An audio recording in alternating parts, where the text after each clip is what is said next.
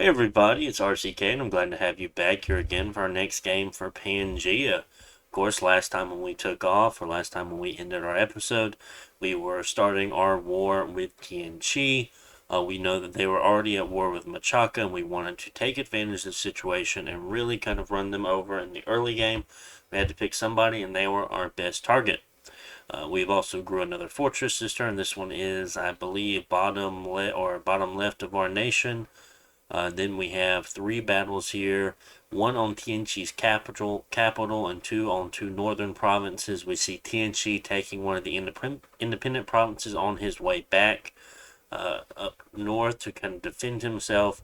We had an event occur. We got 12 extra nature gems. That's very sweet to have. And of course, we do see that we have won that battle on Tianqi because it says the fort is working on the fort. So here we do see some lava warriors, some lava born. They're going to be very easy to kill. Let's see if we take any losses. We do not. Very nice. Let's see our second battle here. With a lot of white centaurs. It looks like 1 PD again. And I don't think this 1 PD, don't think it's just nothing now. Because these nobles are very, very strong. Considering how much they cost just for 1 PD, 1 gold. They'll take off most of your villain events happening, so normally you only have to pay for that 1 gold. Oop, wrong one.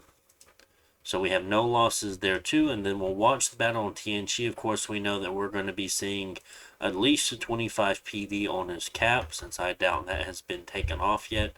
And then on top of that, we do see a lot of things that are patrolling. We see a few mages here, some masters of the dead. We see some wizard warriors. We see some extra archers.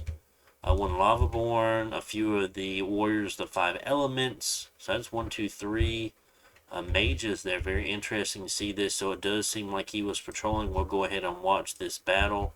Put it on fast forward. Unfortunately, we are seeing some of the arrows doing some damage on that first hit there, and those lance charges on that infantry footmen. Very, very difficult. Did take out a lot of troops there for him. Pikemen just kind of fell apart. We see our units are staying in through the berserk in. We had some run away, which was unfortunate. But our berserkers, they're not running away and they don't particularly care. They're just going to take everything else out. So we do end up losing 16 troops there. Very unfortunate, but that was through PD and a bunch of patrollers that we did not expect. A lot of the archers there, a lot of the archers did a lot of the damage, along with those sacreds that he brought. So that's unfortunate, but we did get the province taken, and we did retreat. That was kind of unfortunate as well there. So we see this is his battle that he has. Only things to really worry about here are the 18 or 17 now warriors, the 5 elements. So we see a master of the 5 elements, 20 archers, not a whole lot. So, looking back at this map here, we have only the black harpies right now patrolling. We put the white centaurs in the black harpy group. We are moving everything over here, all of the white centaurs that we have. We're picking up additional black harpies. We're picking up the units that routed and putting them into these groups, and they're all moving in. Having additional black harpies move over here, because we want to hopefully break this as soon as possible. We have more white centaurs moving in. We have another pan with a bunch of Maenads moving over to 176 to grow a fortress there. We do have enough to make another one. Moving more white centaurs down from the capital. Usually takes us around 2 to 3 turns. It looks like we can move straight over there. Why are you? Not sure why the one at 181 is deciding to move to 169. Very well could be something along the lines of somehow they could take this. I doubt it though. I guess it depends on what pretender they have, and then somehow beat us on this fort here. We do want to kind of make sure that we have all of our routes secured, so if we do route, we're not losing extra troops on top of that. as far as what this fort is making here, making it more Hierophants and then just Centaur warriors. Hierophants and we have Centaur archers, but this is just going to really help us with the amount of units we're able to put on the cap itself to help siege down that fort. And that's what turn 16 is looking like for us. We see that Arco already has that forted throne there. We could move, try to hit 133, but we know that they're going to be moving from 125 to 133. I could have kind of already have taken either moved into 140 and from there take 125 and 119 with this group here, but since we did lose those 16 white centaurs, we do want as much as possible when they get their full group over, because I don't know if there's anything left inside the fort or not. So we do have to be worried. We have to worry about that because they do have access to summons that they can make. So there is always that possibility. But otherwise, the only other thing I would have done if I did anything else would move these guys to 140 to attack 125 and 119, or possibly even 133 instead of 119 there. Hit both of these provinces on the same turn whenever this army is at 133, which I assume they'll try to go and save their cap. So that's just some idea of what was going on there, or kind of my processing of it. So we see that we do see that Vanheim is starting to lose some ground here, and we see that Tianchi is fighting Vanheim. So that's interesting to see. They're losing ground on the Yomi front, so we might see Tianchi fall here, or we might see Vanheim fall here, not Tianchi. My bad. Not sure if Rus is also fighting Vanheim at this moment. I wouldn't be surprised because of how much Yomi is losing in particular and how much ground TNN is winning on that side. But that's just some things we're looking at and seeing. So that's going to be all for this turn. Let's go check out turn 17.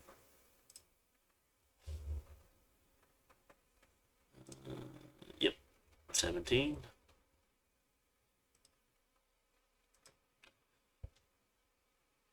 Okay, so we did find 2 magic sites when we're site searching from that fort we just made. Machaka sent us over a great sword of sharpness. We must have bought that last turn. That is to go on our Hierophants to make them pretty hard-hitting thugs at that point. Grove of the Evergreens and Dying Forest. I think Dying Forest is a death nature, 1 death, 1 nature. I do not remember what Grove of the Evergreens is. We'll look at that. But we do have a battle here with Vanheim and Yomi. Let's go ahead and check that out for sure. At least maybe giving us some bless on what people have. Magic weapon, shock resistance, poison resistance, fire resistance, cold resistance, defense skill +2, undying +4, strength +4, blood surge, dark vision, undead leadership. Very, very big bless here. And it looks like it's just a province that has very little, just 6 PD, I assume. I wonder if he gets any kills. Yomi does not. We see Yomi taking an independent province. This is that wasteland, and here we see one of his Dione, followed by a group of Bakemono in the demon-style units of Koroni and Akioni. No equipment. Did he bless himself? No, not yet. Just casting. Was he casting? Oh, so he does have blessing cast.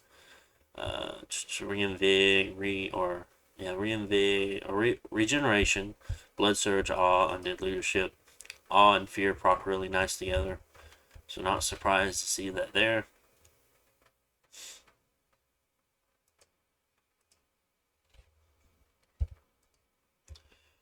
Okay, so we see that Yomi took the Circle Master province there. Very nice, good for him. Got some fire gems from TNG, an event that we had, I suppose. The walls are severely damaged. Unfortunately, we did not get them completely gone on that turn. And then we have a white Minotaur show up at our capital, so that's very nice to see. Of course, if you go and look at them, they have 80 leadership and they're holy 2s. Recuperation, Berserker 5, they're not too bad. You could make them low thugs, I guess. But the Hierophants are just better thugs because they have higher map movement. So we're still sieging this down. So now that we're very, very close to breaking this fort down, we're going to stop sieging with the Black Harpies in anticipation that the group at 133 will move over and attack them. We do not want the Black Harpies in the same fight. We want to save them for any kind of next fort that we try to break down, because losing all the, 50, 60, right around 60-ish, maybe even a little bit more Black Harpies. I mean, that's a lot to lose. They're really the ones helping us siege things down. Other than that, I mean, we have a decent number of White Centaurs. We should be okay. We have White Centaur group moving from here. We have Menads and a Pan moving over. Another White Centaur group, and then more Menads. So, I mean, we're going to have all of our chaff there, so we don't have to worry about that too much. We also have another White Centaur group, and another one moving down on top of that. So we should be more than prepared for this upcoming battle on 155, otherwise known as TNG. We see that Machaca, I mean, he was beat back all the way to his cap circle. We see Machaca has not taken back his cap circle yet. So that's a good sign. Hopefully we can win this really, really quickly and then try to grab as much of this land, at least take 133 and 130 along with 140. I'll probably leave the rest of this here for Machaca. So let's go ahead and in the turn, let's see, we have a big battle here on turn 18. I would like to see that. If we do, that will probably be the end of TNG. You kind of have this early in the game, kind of having all their eggs in one basket here, one army. I mean, most people don't have a whole lot else going on for them. They don't have any other forts built. So if we do win this battle, we'll be able to storm TNG with no real problem. So we do see a battle here. And we'll also see a battle here at Walnut Woods. And then we see a TNN fighting Vanheim and Witch Haven. +9. Nature Gem is very, very nice. So let's see what they do at Walnut Woods. That's a scout attack. That's interesting. It was on retreat as well. I guess just ping to see if we're putting any PD in, but we are very good at making sure we put our PD in every turn. So now we get to watch the battle with TNN and Vanheim. So we see some Tuatha here. And then it looks like just one PD. This is TNN's Bless, Shock Resistance, Fire Resistance, Defense Skill +4, Magic Resistance +3, Strength, and Blood Surge. Gives them pretty good stats. Alright, so here we get to watch our big battle and really analyze it. This is a part, or a very good looking part, and already we see something kind of surprising. We do see TNG's God here took a Kami of the Sun, has a black steel plate and a enchanted helmet, Nature 7, Astral 4, Fire 7. Very interesting. We see some snakes back here, some horned serpents. We see a nice line of nobles here on this side, and on the other flank we see a decent line of warriors of the 5 elements. We have archers in the middle, along with fire ants. It looks like he has done some summoning with his masters of the 5 elements, because we see one here, we see a master of the dead, and we see another master of the 5 elements here. What are you? A celestial master. Looks like that is his commander. Yep, that's his prophet right there. We have some frontline troops being different footmen and whatnot, wizard or lizard warriors. Yeah, interesting to see the fire ants. 21 HP, sting. They have poison. Yes, they do have a weak poison attack. Looks like some warriors on the 5 elements in the back here too. Scout even brought his scout, so he's bringing everything. So we have the Menads. We were okay with them not being in the front. We're really just using them to siege, because the nobles and the 5 warriors, the 5 elements, are just going to annihilate them. We want to keep them alive, because they really won't hold up anything against those guys. Then we have our large amount of white centaurs here in the front. We have our pans. Of course, we don't have any real gems on them, but they will be casting a few things. So we do have a lot of blessings being cast, a lot of bark skins being cast, the hierophants, of course. Do we have... We're using that great sword. There's no telling. It might be somewhere. So we do have a lot going on here. Call Ancestor being cast. I'm casting a lot of Bark Skin and Sleep. Sleep is also a pretty nice spell. So Natural Rain has been cast. It looks like TNG has cast Natural Rain. Probably should have positioned the Menads farther back because they are undisciplined and they are getting ahead of our White Centaurs. But possibly our White Centaurs are going to be fast enough to get ahead of them, so the Menads are going to kind of filter in. But still, I'd rather the Menads be farther back. What, did you get hit? Yeah, it's going berserk, yeah. That's why I must have been hit by an arrow or something along those lines. Sparks in being cast again. And now we have them all moving in. Lances being broke on the ants, unfortunate. See, we have these nobles over here that are just going to chop through these Menads as they start trampling. The larger force of our White Centaurs are going through the middle against the Warriors of 5 Elements. We're taking them out very, very quickly. They're hitting us back really hard, but we're doing okay as well. We do have one of our pans on advance and cast spells, so they are casting Sleep. Looks like they're casting, no, Earth Grip. Earth Grip, yeah. Very nice. So that one's casting Sleep, that one's casting Earth Grip. And, I mean, White Centaurs are doing what White Centaurs do. They are just chopping them up. It looks like the Raincaster either ran away or died. A lot of blood surging, berserkers going on.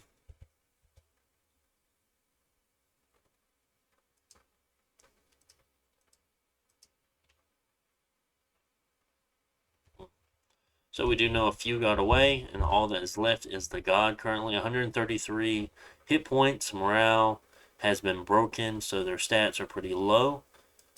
Yeah, taking some -4 to morale stats. They do have regen, so they'll be gaining about 14 HP per turn. We'll see how we start doing up against that. Oh, they can fly. So already go. Okay. So, the after battle report here. So we lost 50 Menads, unfortunate 17 Harpies, 3 Warriors, 2 Hierophants, and then only 5 White Centaurs. Very, very efficient for us there. Lost one of the 2 Black Harpies. Commanders anyway. 1 Minotaur Lord. Not that big of a deal. That was our initial starting dude. And they lost 21 Warriors of 5 Elements. 7 of the Nobles, so it looks like 2 got inside. All the Lizard Warriors, all the Serpents, all the Footmen, all the Firemen Ants, all the Archers. The Scout died. So they have 1 Noble Commander that got away. 1 Noble died. Mounted Commander died. So 1 Master of 5 Elements got away. All the Masters are dead. We have Kami of the Sun that got away, and then the Celestial Master also got away. So we got out of this battle pretty good. So we know their god is still inside, but we don't have to worry about too much because it didn't put much of a fight up there. It did an HP rout.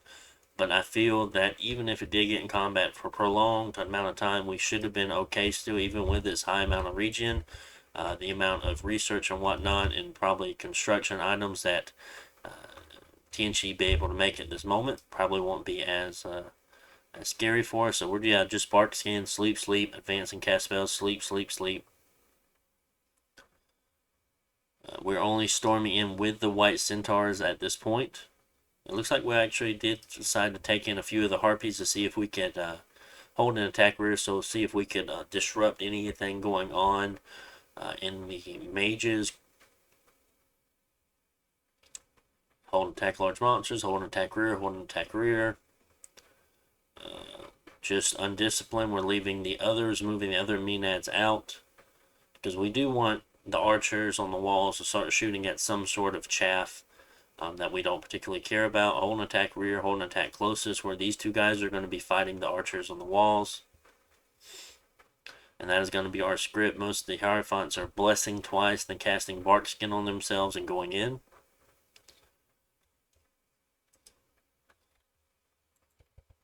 Just moving some more fellas over because, I mean, yes, we are storming this part this turn. And we also took 125. Did they not have... Yeah, they did not have any PD on 125, so we were able to take that, cutting off Mashaka there. Very nice. So we might be able to get a little bit more of this land than we originally thought. Hopefully we can take 119. But all of these small little groups here, we should have probably moved this pan. Well, it's tough to say if the one pan with around 20-ish Menads would beat one noble before they HP routed. Probably could have cut one of these White Centaur groups off and had one of them go and hit 133 along with the Menads, just to be that much closer to taking more provinces faster. But we do want to make sure we do win this battle inside of TNG. We do not want to have any complications about that. We are doing some more site searching. Oh, I didn't talk about... So there's the Dying Forest. One death, one nature. I already spoke about that. Grove of the Evergreens. It's just one nature. Okay, so that's still good. Still good, still good. So... Okay, so this pan instead is going to 176 to grow a fortress. That is what they are doing. Good, good. While this other one is going around starting to site search. We have site search 228. Now we're site searching 216. And we're just going to keep going around site searching what we can. And that is what we have going on. We are starting to make dryads now, along with more centaur warriors. Of course, dryads are the nature water seducers, so they are pretty powerful. They're also holy twos. And that's it, guys. Hope you enjoyed. Make sure to like, comment, subscribe, and I'll see you on the next one. Bye.